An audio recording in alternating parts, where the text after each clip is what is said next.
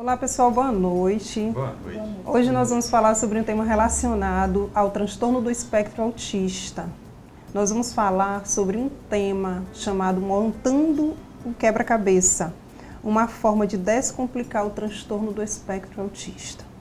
Vocês sabiam que crianças com TEA apresentam uma ampla gama de características e comportamentos específicos? No entanto, algumas características comuns incluem dificuldades na comunicação, comportamentos repetitivos, interesses restritos, dificuldades na interação social e a sensibilidade sensorial.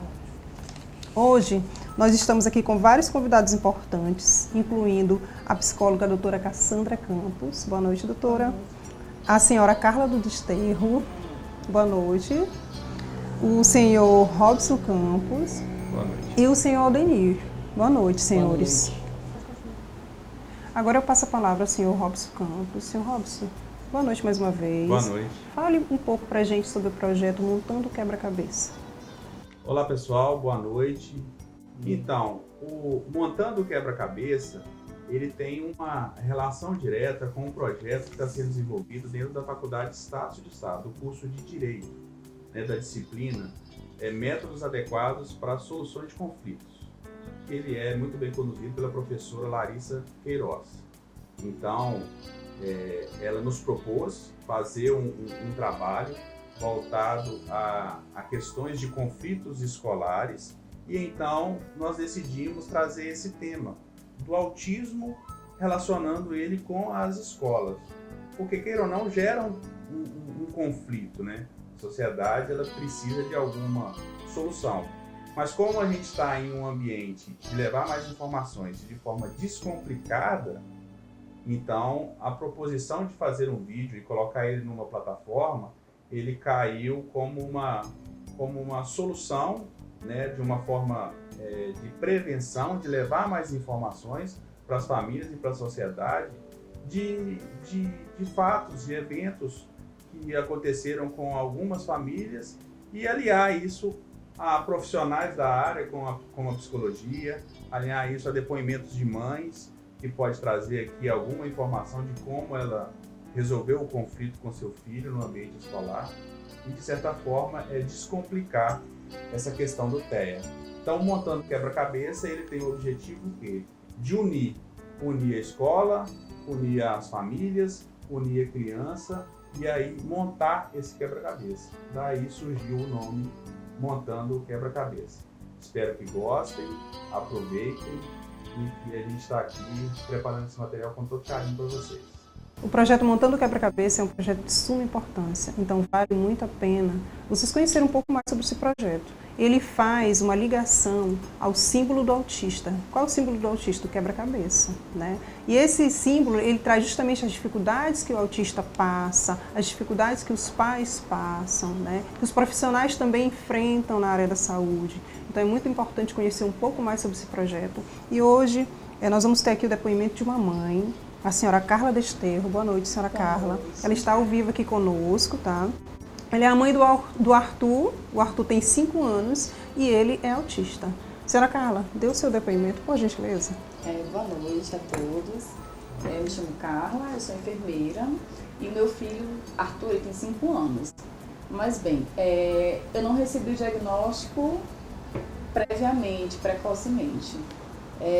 Até o diagnóstico, eu como mãe percebi sinais, alguns sintomas que não estava acontecendo com o desenvolver de uma criança normal, tá? Então eu mesmo por conta própria já fui buscar atendimento, acompanhamento terapêutico, porque hoje em dia o diagnóstico não pode ser fechado, eles não fecham o diagnóstico antes dos 3 anos de idade.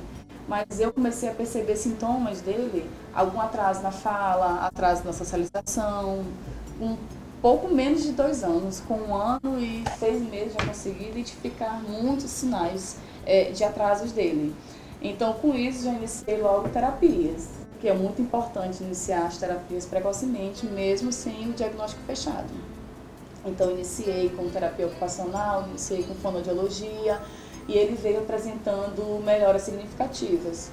Iniciei também a vida escolar dele com 1 ano e 8 meses para já trabalhar essa socialização, essa interação com outras crianças, na expectativa que ele viesse a ter um desenvolvimento social mais adequado para a idade. Mas não foi o que aconteceu. Então, com o passar dos anos, eu continuei com as terapias, observei, estimulava muito em casa, porque a família, além do acompanhamento terapêutico, ela tem um papel fundamental. Fundamental. De suma importância, porque durante a terapia ele está sendo trabalhado, estimulado naquelas horas. Mas ele passa todo o resto do dia em casa com a família. Então ela também tem que estar preparada para receber o diagnóstico, ela tem que estar preparada pelos terapeutas para dar continuidade a esse tratamento em processo casa, né? Exatamente. Porque o tratamento, ele inicia-se na clínica, mas ele dá continuidade em casa também. Dá continuidade em casa, exatamente. E também repassar para as professoras na sala de aula o diagnóstico ou a suspeita de um possível diagnóstico, né? Para nós já sabermos todos os âmbitos, já saber como lidar, como trabalhar esses desafios que a gente encontra no percurso, no caminho. Certo. Senhora Carla, aqui na mesa redonda tem algumas perguntas que serão feitas, né? E eu passo a palavra aqui ao senhor Aldenir, para que ele possa estar conversando com a senhora um pouco mais sobre esse assunto. Então, boa noite, Carla. Sabemos as inúmeras barreiras que existem por você ter um filho autista. Hoje a minha pergunta ela é voltada ao ambiente escolar. Qual o maior desafio dentro do ambiente escolar com seu filho Arthur, de 5 anos? Bem, o maior desafio hoje, eu percebo um grande despreparo vindo da parte da escola. Da escola, porque apesar de a escola ter um treinamento acerca do tema autismo, ainda assim há um grande despreparo na hora da receptividade. Elas têm um carinho, elas têm a vontade de ajudar, mas de nada adianta se não tiver um preparo específico. Então, em algum momento em que ele apresenta os desafios de não saber socializar, de não saber acompanhar o coleguinha com uma atividade, acompanhar as atividades em sala de aula, elas não sabem às vezes como agir, elas têm a boa vontade, mas não sabem como intervir. Sim. Então, diante desse desafio, dessa dificuldade, eu solicitei à escola um acompanhante terapêutico para ficar com o meu filho. E aí também foi uma outra barreira que foi identificada, porque na maioria das vezes eles não disponibilizam um acompanhante terapêutico. Então, uma iniciativa que tem que vir da família, na maioria das vezes, em solicitar um acompanhante terapêutico particular, para poder acompanhar o seu filho na escola para não ter prejuízos intelectuais. Então, por mais que haja, né, uma inclusão escolar, ainda se encontra certas dificuldades, né, para esse acompanhamento no ambiente escolar. Sim, existe uma certa dificuldade. Dificuldade também em momentos festivos nas escolas comemorativos, pois não tem uma adaptação sonora, uma adaptação de convívio, de relação. O meu filho, a maioria das vezes, ele não participa das atividades festivas na escola, porque não tem o volume de uma ação alto. Ele tem dificuldade, né, na questão do sonora, sensorial, né? A sensibilidade dele sensorial ela é muito acentuada. Isso. É uma característica dos autistas, né? Ter essa dificuldade sonora. Então, uma barreira que eu vejo muito, que precisa ser trabalhada, precisa ser melhorada, e também não saber como lidar com ele quando ele apresenta comportamentos inadequados, uma birra, que uma criança atípica é vista como um birra, mas sim, que a maioria na sociedade, confundem uma criança quando está apresentando uma crise, uma criança atípica, vem com uma birra. Mas quando na verdade ele está em crise, né? Então eu passo muito ainda Por essas dificuldades, né? Por esses olhares críticos, isso. porque as pessoas não conseguem compreender, mas a senhora, por ser mãe, já conhece. Já conhece. Então, esses são alguns conflitos que a senhora identifica dentro do ambiente escolar. Dentro do ambiente escolar. Senhor Denil, o senhor tem mais alguma pergunta? Não, ela foi bem clara e bem específica. Certo. Então, gente, a chave para resolver o conflito entre pais e a escola é a comunicação aberta, né? E a disposição de trabalhar juntos em benefício à criança autista. Quem também está aqui conosco é a psicóloga, a doutora Cassandra Campos. Boa noite, doutora. Boa noite. A senhora poderia nos contar como foi a sua experiência como mediadora de autistas nas escolas? Certo. Quando eu fazia faculdade, eu fui convidada para fazer um estágio numa escola, onde eu era a mediadora escolar de 3 crianças. Uma criança tinha 12 anos e as outras 2 entre 4 e 5 anos. Eu trabalhava na escola e eu encontrava várias dificuldades por parte da escola em saber o real papel, o meu papel dentro da escola com essas crianças. Muitas vezes, quando as crianças se desorganizavam, eu era meio que convidada a me retirar da sala com as crianças para não atrapalhar a interação das outras crianças com as atividades, com a professora. Então, isso me fez levantar vários questionamentos, né, de qual é o meu papel, como mediadora, né? Como mediadora, de inclusão mesmo. Será se isso era inclusão, se isso era incluir a criança dentro da escola? Porque uma criança que se desorganiza é uma rotina de uma criança com TEA, né? As crianças, elas se desorganizam por várias questões. Normal para elas, né? Que são crianças atípicas. Isso, crianças atípicas. E eu acho que, assim, o papel da escola não era retirar a criança, e sim tentar entender para fazer com que elas se incluíssem naquele meio. Outras questões também que eu enfrentava era a questão de prazos mesmo, com atividades, né? Que as professoras passavam, tinham prazo, e por vezes as crianças não faziam.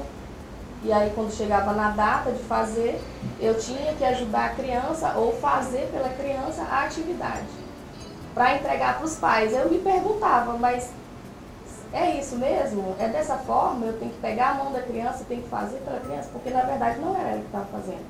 Era eu que estava fazendo por ela. Então, isso foi me levando a questionar e levantar alguns questionamentos dentro de mim mesmo. Sim, qual era o papel da mediadora ali dentro daquele ambiente escolar, né? Se realmente havia uma inclusão ou não, né? Com a mediadora ali fazendo o papel dela, tentando, na verdade, fazer, né?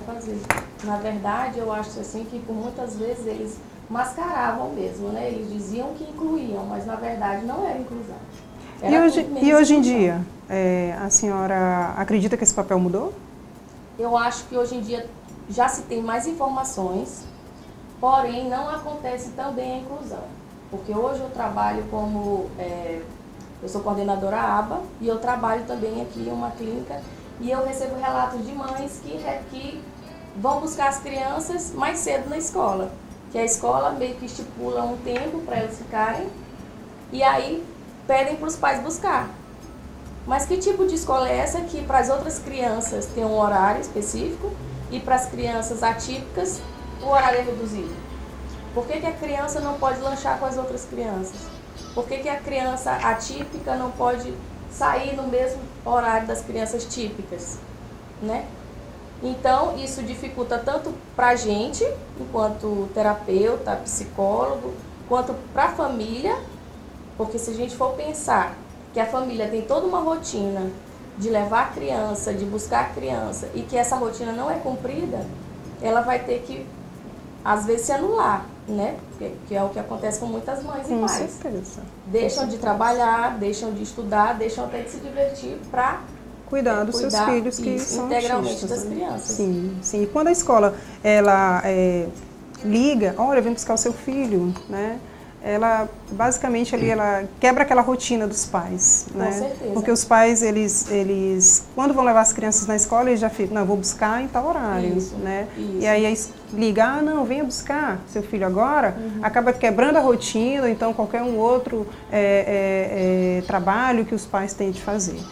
Doutora Cassandra, nós estamos aqui também com o senhor Gisgarde Queiroz. Boa noite, senhor Gisgarde. Boa noite. Ele pode fazer algumas perguntas, tá? Doutora Cassandra, observamos que existe um hiato entre uma diferenciação entre as crianças típicas e as crianças atípicas. Em que o ABA poderia estar ajudando a família e as crianças na escola? Bom, a terapia ABA é uma terapia que ela ajuda não só na escola, como também em casa, se a criança for passear, em todos os âmbitos da vida da criança. A gente trabalha a comunicação, a gente trabalha a socialização, a gente trabalha questão sensorial também. E não só o ABA, nós temos uma ampla variedade de profissionais que trabalham associados ao ABA para favorecer a vida dessa criança. Então, o ABA ajuda a criança, incluindo a criança e a família dentro de um programa para que se torne a vida deles melhor. Isso, com certeza, com certeza. A gente tem trabalha escrita, trabalha fala, trabalha comportamento de socialização, são várias coisas. Então, assim, eu sempre indico fazer terapia ABA, independente se a mãe sabe ou não, porque a gente sabe, como a Carla falou, que o diagnóstico ele é dado um pouco tardio, mas se a mãe percebe, já leva para fazer terapia, porque ela não vai atrapalhar, ela vai só ajudar. Então é isso. Então observamos aqui que necessita muito do poder público sair dessa inércia para tentar avançar no quesito da criança que tem autismo. E não só o autismo, como outros tipos de deficiência. Na verdade, eu acho que falta, além da informação, falta investimento também, porque não adianta dizer que escola inclui se a escola não capacita os profissionais para estarem lá dentro. Porque é muito fácil colocar um profissional de psicologia, um terapeuta ABA lá dentro, sem a própria escola saber o que ele está ali para fazer e sem o próprio profissional saber como que ele pode ajudar aquela criança. Não é só dizer que tem, né?